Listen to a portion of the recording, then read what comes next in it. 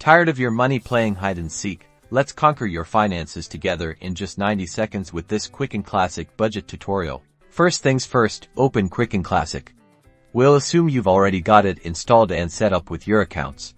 If not, pause here and get that done, it's essential. See that list on the left? Click on Budget. This is where the magic happens. Now, let's categorize that uncategorized income. Find anything listed as uncategorized income or expense. Click on one of those transactions. In the category field, type in where that money actually came from: salary, investment, etc.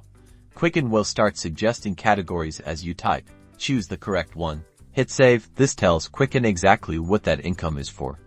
Do this for all uncategorized transactions. See your existing budget categories, things like food, rent, transportation.